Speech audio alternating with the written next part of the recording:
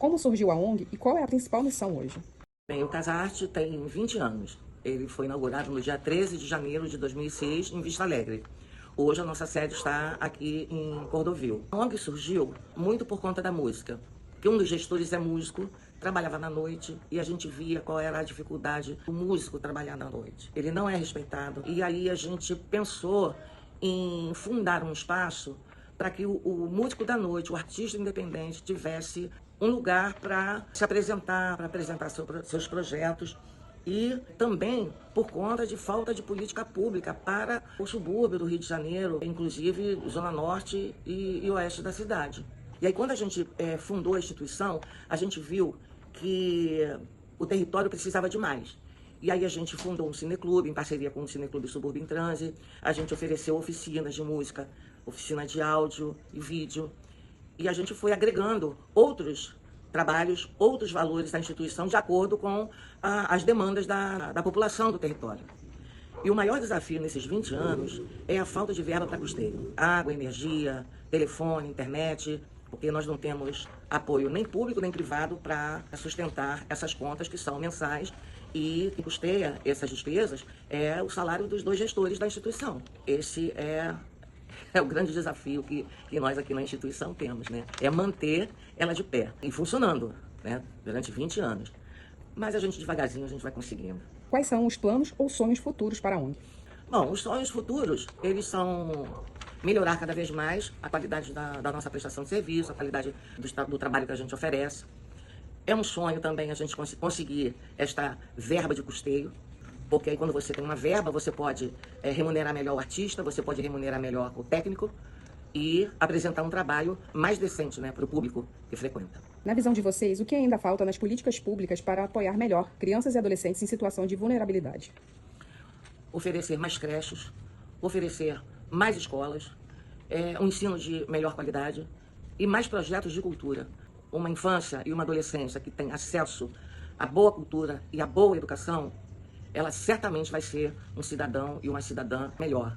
Mas se ela não tiver este acesso, gratuito inclusive, certamente vai ser difícil ela chegar a um lugar que ela queira, a um lugar que ela almeja. Qual é o perfil das crianças e adolescentes atendidos pela ONG? Idade, contexto social e quais são as principais vulnerabilidades?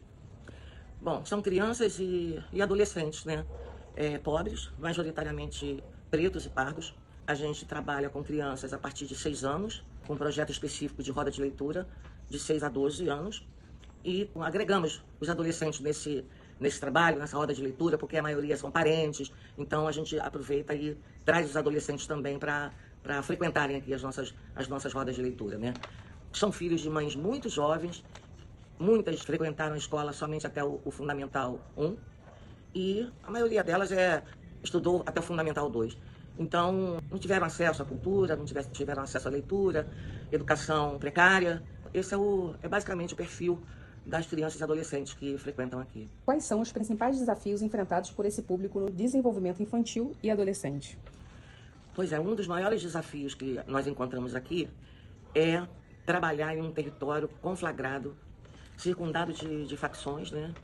E o acesso, né, o direito de ir e vir, ele está cada vez mais restrito. E além disso, a gente, enquanto instituição ONG, a gente tem que conversar com as mães, convencer as mães que o trabalho é um trabalho interessante, é um trabalho importante, que as pessoas que trabalham aqui são pessoas sérias, pessoas comprometidas, né, com a cultura e com a educação.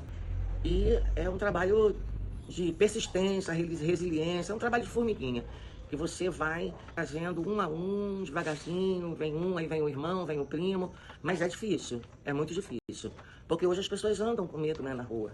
Você vê antigamente aqui na rua da instituição, aqui em Cordovil, durante o dia, domingo, sábado, era repleto de criança brincando na rua, até mesmo dia de semana, depois da escola, todo mundo almoçava, tomava banho, trocava de roupa e vinha brincar na rua. Agora você, durante a semana, final de semana, a rua é deserta, as crianças agora estão brincando dentro de casa, né? Então, é meio difícil, é um desafio você trazer as crianças e adolescentes hoje para frequentarem projetos das instituições, é difícil. De que forma as atividades culturais e educativas contribuem para o desenvolvimento emocional, social e cognitivo das crianças?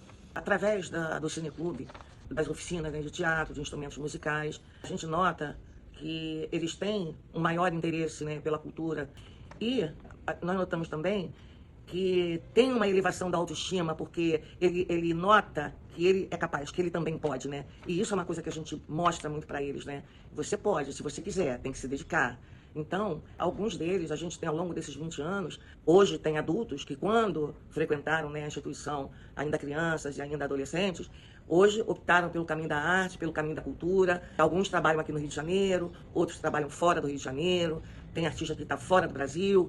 Então, quando você vê esse resultado, é muito gratificante. Aí a gente tem certeza de que a gente está no caminho certo, de que a gente escolheu a profissão certa e de que a gente tinha que estar aqui mesmo, no subúrbio, em Cordovil, nessa zona aqui da cidade do Rio de Janeiro. Vocês perceberam mudanças no comportamento ou desempenho escolar dos participantes? Poderiam dar exemplos? Temos vários exemplos aqui, mas eu gostaria de citar um. Tivemos um aluno autista que tinha bastante dificuldade de assimilação e depois que veio estudar aqui conosco, o desempenho dele na escola melhorou exponencialmente. Porque aqui a gente não trabalha assim, só explicador, aluno, explicador, não é assim. Aqui a gente trabalha, a gente conversa, a gente traz temas relevantes para colaborar, né, com o intelecto deles, colaborar com a cultura deles. E aí a gente resolveu fazer uma dinâmica com a turma toda de explicador, que eram vários alunos, né? E aí o Flávio, que era o professor deles, pediu para que eles contassem uma história. E esse aluno autista desenhava bastante. Então, qual foi o desafio?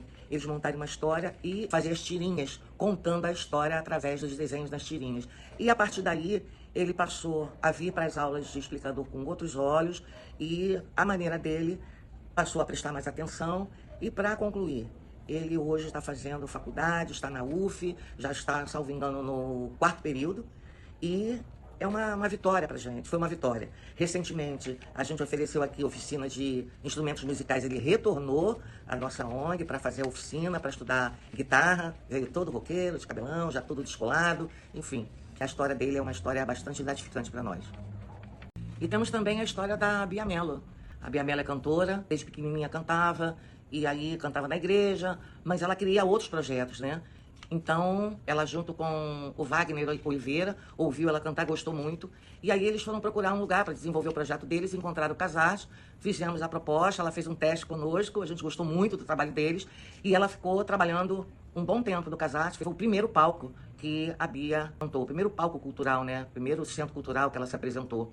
E hoje ela está na Suécia, trabalhando lá, cantando, é professora de música, mas essa história ela vai contar melhor para vocês depois. Olá, meu nome é Bia Mello e eu vim aqui para falar da importância do Casarte em minha vida. Eu cheguei ali no Casarte quando eu tinha de 17 para 18 anos ou um pouco mais. Era muito adolescente ainda, assim, internamente, mas com uma vontade muito grande de cantar desde sempre. A importância do Casarte em minha vida é fundamental, porque eu sendo uma cantora oriunda de um bairro da zona norte do Rio de Janeiro, em que não existia na minha época em que vivia lá tantas opções para que eu desabrochasse artisticamente como cantora, o Casarte cumpriu esse papel e me iniciou na vida artística.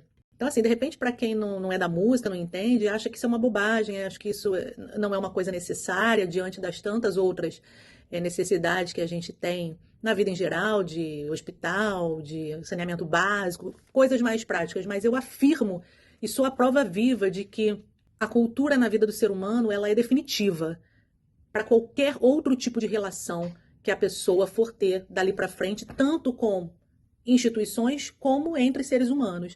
Então, o Casarte ele cumpriu esse papel na minha vida, que não foi oferecido a mim quando criança, né, no bairro de Irajá. Foi através do Casarte que eu pude me descobrir artisticamente e levar esse conhecimento até os meus pais, que por terem sido imigrantes nordestinos no Rio de Janeiro também não tiveram acesso. Então, assim, o Casarte ele cumpre um papel governamental, um papel que é de responsabilidade de grandes governantes, né? E como a gente sabe que no nosso sistema existem falhas, como existe em qualquer sistema do mundo, é de se reverenciar que duas pessoas como Flávio Lima e Massari Simões há muitos anos venham resistindo na contramão e apesar de todas as dificuldades, continuando a prestar esse serviço para todos nós, da Zona Norte do Rio de Janeiro. É uma coisa assim de você tirar o chapéu, bater palma e de isso ter uma proporção de atenção da mídia internacional, porque não é fácil. Nem dentro do âmbito governamental é fácil. Imagina por iniciativa própria, né, de 2 pessoas, sendo que a gente tem esse problema numa escala gigante. Quantas pessoas não moram ali no bairro de Irajá? Eu fui uma afetada positivamente, mas quantas pessoas perdemos pela existência de só um lugar no meio de um deserto ou de outras iniciativas que são enviesadas ideologicamente, né? Então, o Casarte compra um papel enorme para uma pessoa que está se descobrindo enquanto pessoa, que é muito nova ainda como eu era, de 17, 18 anos, naquela fase ali de para onde vou, com quem vou. O Casarte cumpriu um papel brilhante, brilhantemente na minha vida. Tá bom, gente? É isso.